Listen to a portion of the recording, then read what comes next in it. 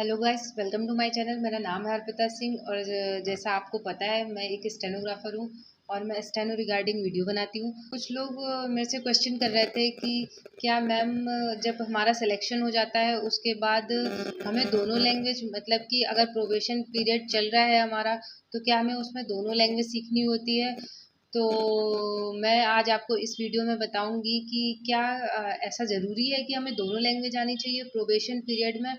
और तो दोस्तों, ऐसा कुछ भी नहीं है।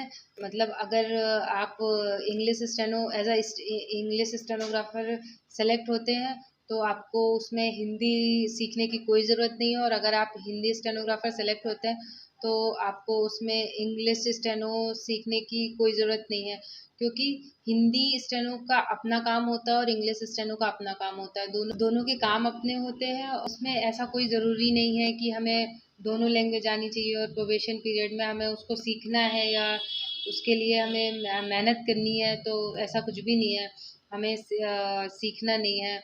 और हिंदी स्टेनोग्राफर तो मैं अगर आपको अपना बताऊं तो मैं तो हिंदी स्टेनो हूँ, और मैं तो अभी एक इंग्लिश स्टेनो की पोस्ट पे काम कर रही हूँ।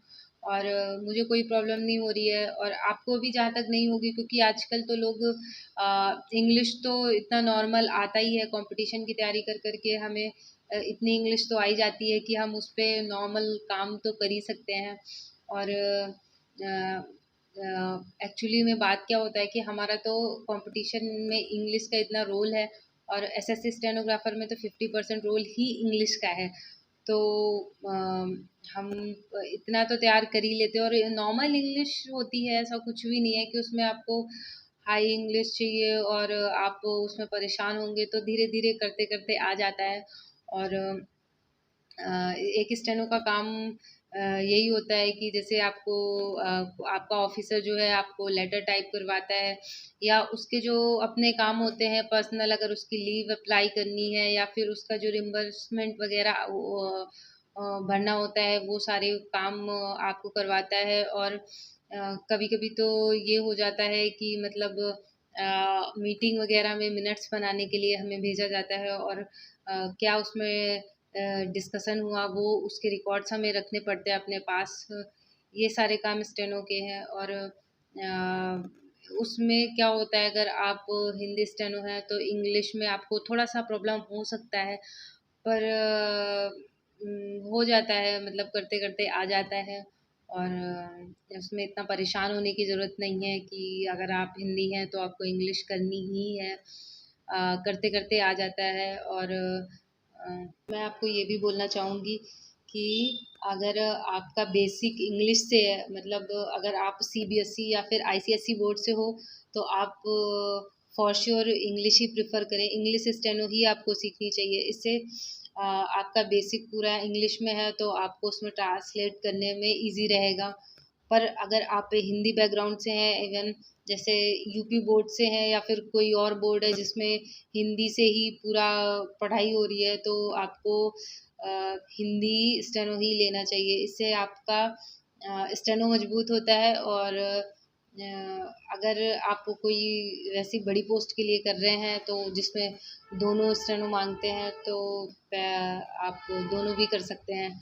और हो जाता है, दोनों ही हो जाता है। उसमें आपको ये मत सोचिएगा आप कि नहीं मतलब इतना टफ होगा या कुछ भी।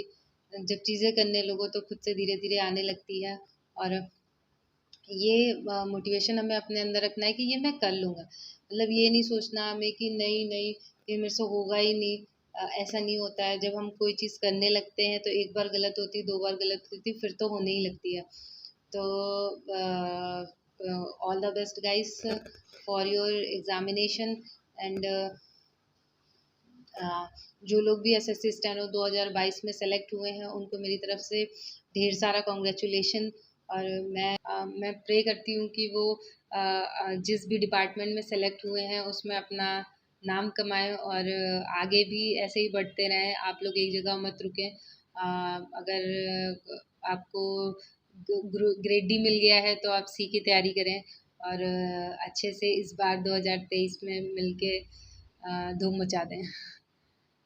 Thank you for watching and keep supporting. Gas मेरा लास्ट वीडियो जो है उसमें आप लोगों ने मुझे बहुत सारा सपोर्ट किया, और मैं चाहती हूँ कि आप अपना सपोर्ट ऐसे ही बनाए रखें, और मैं आपको ऐसे ही हेल्पफुल वीडियो बनाती रहूँगी, और मैं आपको बताती रहूँगी कि स्टेनो में और क्या क्या होता है और कैसे हम एक अच्छी सी जॉब ले सकते हैं। और अगर इस वीडियो से आपको थोड़ा सा भी हेल्प मिली हो तो चैनल को सब्सक्राइब कर लीजिए और वीडियो को लाइक कर दीजिए। Bye bye.